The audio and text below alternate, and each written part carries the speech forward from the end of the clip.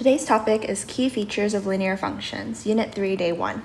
Our objective is I will be able to identify key features of linear functions. One of the key features of a linear function is the y-intercept. The y-intercept is the coordinate point, x, y, where the line crosses the y-axis. When the line crosses the y-axis, the x value will always be 0. Answers can be written two ways. One, as a coordinate point, or as y equals b, where b is the value, y value of your y-intercept. So if we look at our example on the right here, we have our y-axis that goes down and our x-axis that goes to the side.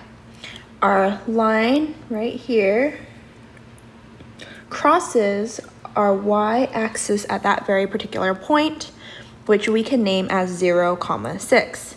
So one way we can write the y-intercept is as a coordinate point, or we can just take the y value of our y-intercept, in this case 6, and we can write y equals 6.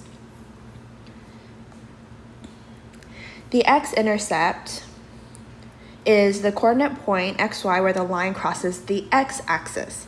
Now we're looking at how it crosses our horizontal axis. At that point, our y is equal to 0. Answers can be written as a coordinate point or as x equals c, where c is the x value of the x-intercept. Now the x-axis has a lot of different names, which makes it really confusing. It will also be referred to as roots, solutions, zeros, as well as x-intercepts.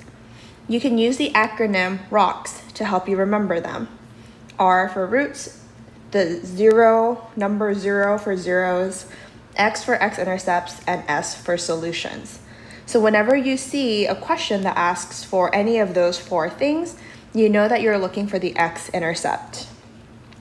So if we look at our graph again, we have our y-axis that goes down, and then our x-axis that goes to the side. Now we're looking at where does our line hit our x-axis? It's at that coordinate point -4, 0. So from the origin, we could go 1, 2, 3, 4. And then we know that first value is an x value, the second one is a y value. So another way that we could write our answer is x equals -4. So our first teacher example asks us to identify the x and y intercepts for the following graph. So here I'm going to identify my x-intercept first. So where does it cross my x-axis? And it happens to be at that very edge on the right-hand side. So if I want to write it as a coordinate point, I know that I have two parentheses, a comma in the middle, and then I'm going to go left and right first. So from the origin, I'm going to go 1, 2, 3, 4, 5.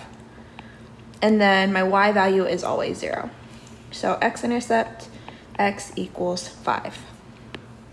Now my y-intercept, I'm going to be looking, where does it cross my vertical axis? And it crosses right here, in between 0 and 1.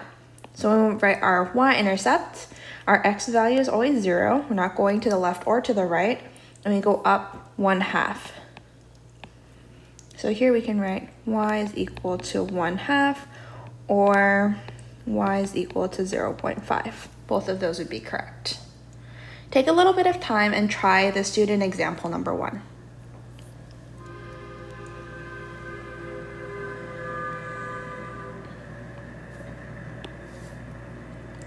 Now the domain are all the possible input values, and in this case, all our x values. So because linear functions are continuous, the domain is often written in either inequality or interval notation. The range are all the possible output values, or your y values, and similarly are often written in inequality or interval notation. As a reminder, when you look at a graph and you see open and closed dots, they indicate very specific information. When you have an open dot, it means that that value is not included. So -4 as a part of our domain, it gets very, very, very close to -4, but it never actually quite reaches -4. So -3.99999 would be included in the domain, but -4 technically is not. All right, on the opposite side, a closed dot means it does include that point.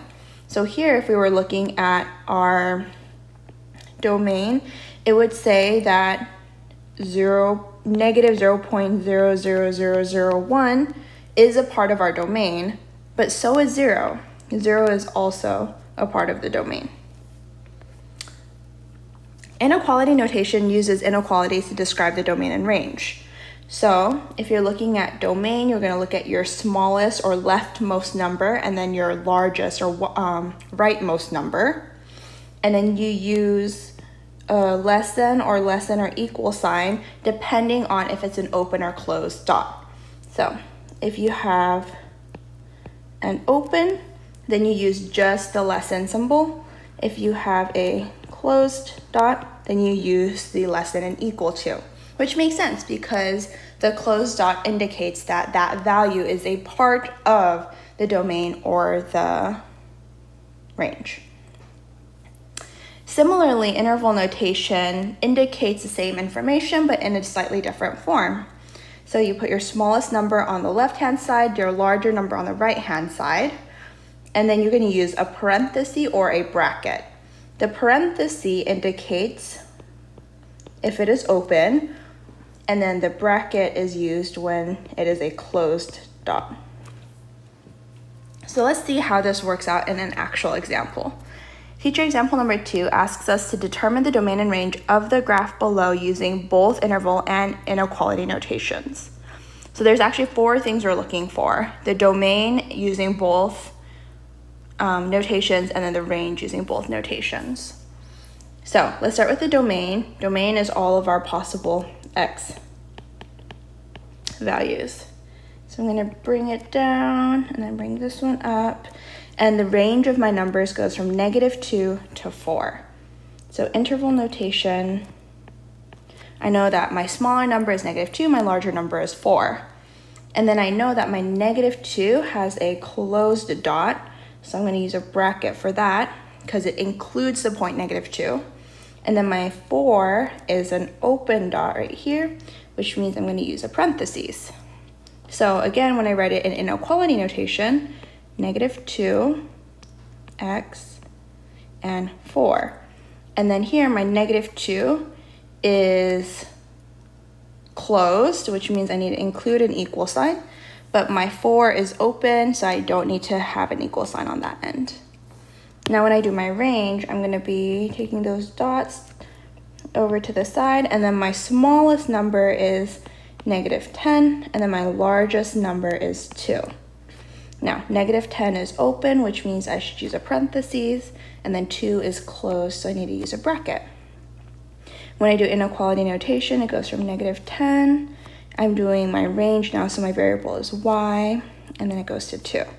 Now, -10 does not include, but 2 does, so I need to put an equal sign below my inequality there. Take a little bit of time to try your student example number 2.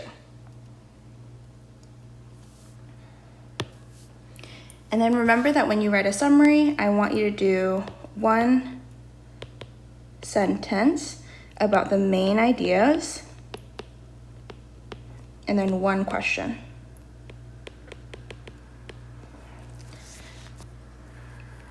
All right, that's it for today, you guys.